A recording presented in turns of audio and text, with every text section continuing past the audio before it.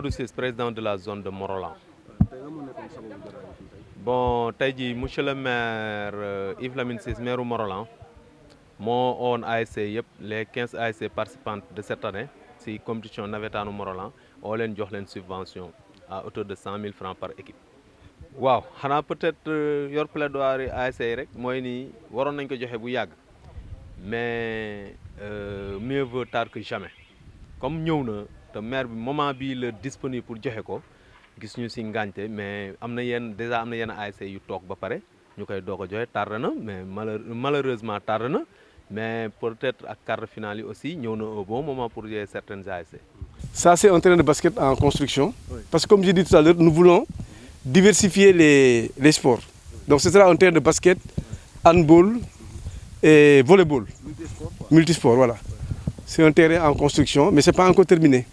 Donc je pense qu'il reste les panneaux et puis les, comment dirais-je, il reste des panneaux quoi, les panneaux, voilà. Puis les dessins là, voilà, pour que nous... En tout cas, il y a des voilà, ça c'est un voilà, ça c'est le terrain de basket. Maintenant, le terrain de basket, comme j'ai dit, on va en faire 4 comme ça dans la commune de Morolan. Ok. Voilà, les deux, c'est presque terminé. Il y a celui-là, il y a celui du lycée. Okay. Mais il y a deux autres écoles primaires. Celui de Palo, le village de Palo et Ndiaye-Bop. Aussi, on va construire 2 terrains comme ça. Okay. Voilà. Pour diversifier les sports, pour que les enfants soient initiés donc, au basket, au handball et au volleyball. Voilà. C'est important. C'est ça l'objectif quoi. Non, non, bis c'est à part. C'est à part. Bis c'est à part. Okay. Ça c'est un budget à près de 25 millions pour les 4 terrains. Ok. Voilà. C'est important. D'accord, on va où actuellement?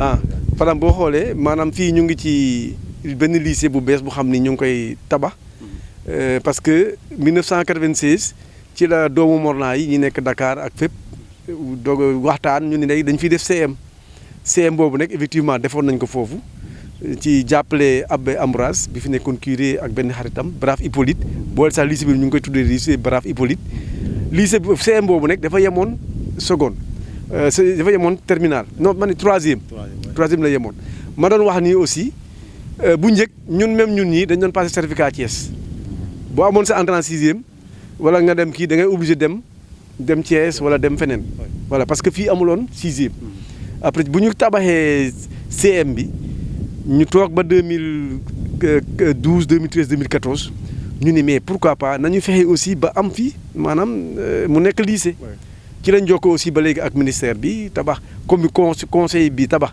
ñaari classe ñu def ko seconde année bi si topp mu taxawaat ñaari classe ñu def ko première année bi si toppaat ñu taxawaat ñaari classe mu nekk terminale ci la ñu am lycée bi nag dañoo seetlu ni dafa bari élèves quart parce que dafa jógee taxaw commencé sixième ba terminale te proviseur bi benn rek moo koy toppatoo loolu aussi bokk na ci maanaam lu tax résultat yi pour ñun d'après suñu analyse loolu bokk na tax résultat yi des na voilà moo tax ñu ne ko nañu génnee lycée bi maanaam seconde ba terminale ñu toxal leen comme ça CM bi des foofu loolu moo nekkoon objectif bi moo tax ñu ñëw fii bëgg fi tabax lycée boo xam ne ñu ngi koy tuddee Joseph Sala Diouf yàlla dafa def aussi maanaam sorewul kër Joseph Sala Diouf nekkoon vraiment un des leaders les plus en vue dans la commune de Morolan vraiment bu njëkk bi c'était en tout cas ñun bu ñu nekkee xale vraiment moom moo fi nekkoon leader au niveau de la zone de la commune de Morolan. Mais est-ce que mën nga ñëwaat ci réalisation bi coût bi.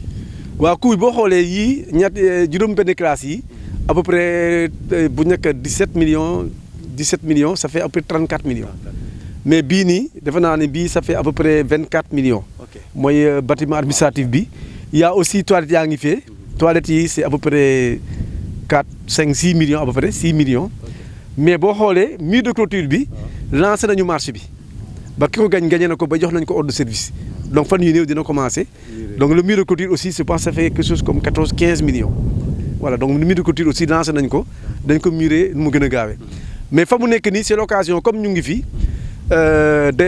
comme lii si pareegul commencé gul maanaam ba léegi xale yaa ngi fële ñu ni kon lii nañ ko ubbeegum ñu def ko école sociale fu mu nekk nii xale yi génne ci lycée bi maanaam ñu dàq maanaam da nga nekk troisième ñu dàq la ñu ni kon nañu fexe xale yooyu tamit képp ku bëgg ñu mayaat leen beneen chance boo xoolee fii actuellement du yàgg ñoom ñu commencé fii am na benn école sociale boo xam ni commune bi moo koy subventionné.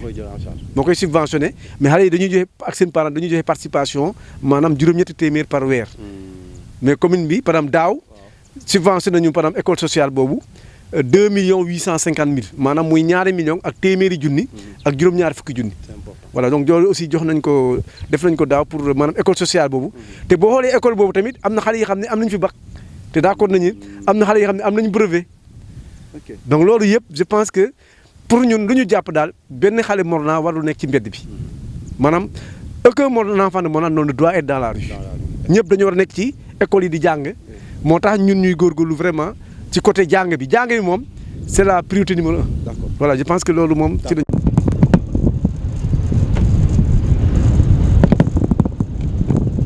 Voilà, merci beaucoup. Là, nous sommes à la ferme du GIE Habranta. Le GIE Habranta, ça veut dire, c'est en séeréer, ça veut dire que GIE bu xam ni ñi fa bokk dañuy jàppalante. Voilà, donc ce GIE, ça vient d'un projet qui a été initié avec la Caritas, qui a même fait un forage avec un château d'eau.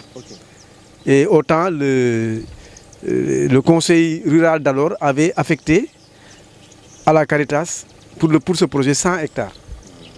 Bon, malheureusement, ça n'avait pas marché parce que les populations ou bien les propriétaires des champs s'étaient opposés au projet. Voilà. Et si vous voyez, je n'ose même pas dire champs parce que si vous voyez, ça c'est pas des champs, ça c'est une forêt. Voilà, donc une forêt qui est là, mais les gens s'étaient opposés. Voilà, donc la vérité c'est qu'aujourd'hui, effectivement, avec les années de sécheresse, les populations de Morlan ont abandonné l'agriculture pratiquement. Voilà, donc les jeunes ne viennent plus au champ. Voilà, donc c'est ça la vérité. Donc aujourd'hui, quand on ne vient pas au champ, on ne produit pas, mais on a des difficultés pour manger. Ça va de soi. Parce que pour manger, il faut produire, il faut travailler. Mais si on ne travaille pas, on ne produit pas, on a des difficultés pour manger. C'est pourquoi quand nous sommes venus, on a dit qu'il faut relancer le projet. On a pris contact avec la Caritas, on a pris contact avec Anida. Autant c'était plan REVA. Voilà, donc avec Dr Malik Sarr, avec Abbé Ambouras qui est le directeur de la Caritas. Et on s'est concerté. Et finalement, la Caritas a mis à la disposition de la commune le forage et le château d'eau. Mais la commune s'est battue pour au moins créer une ferme. Et autant on avait prévu pour 50 hectares, mais finalement Anida, c'est l'Agence nationale d'insertion et de développement agricole, avait dit, mais voilà, moi c'est vrai que vous avez mis 50 hectares, mais comme les populations ne sont pas trop d'accord, on va commencer avec 5-6 hectares. C'est pourquoi donc on a créé cette ferme pour commencer. Voilà, donc voilà, cette ferme aujourd'hui travaille 20 personnes, 20 jeunes, hommes et femmes. Qu'est-ce qu'on travaille à l'intérieur du ferme? Dans la ferme, ils font l'agriculture intensive, donc irrigation, avec l'irrigation. Et là, c'est des jeunes qui sont là, qui sont restés à Morlan et qui gagnent bien leur vie, qui sont là. Et je pense que c'est cette ferme même qui a créé un déclic. Parce que là où les gens avaient refusé, ils ont vu que c'était possible.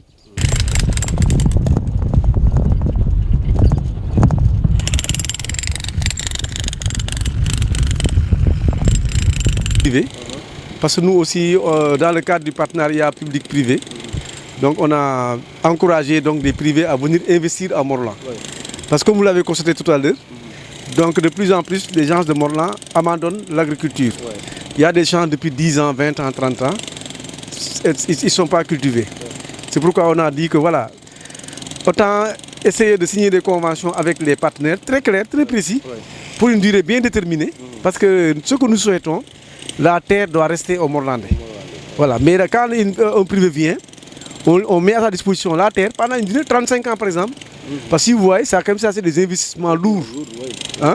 Ça quand même c'est en termes, c'est pas des... Est-ce que vous avez une idée par rapport à ce qui va se passer ici? Oui, bien sûr. Bon, là c'est carrément une usine. Hein? Okay. Là ils vont amener ici par exemple la production de haricots. C'est ici qu'on va trier. C'est ici qu'on va mettre les emballages. Là-bas, si vous voyez, c'est là-bas les camions vont stationner. On va les charger là pour les amener à l'aéroport ou au port. Ok. Donc c'est de même que les mangues.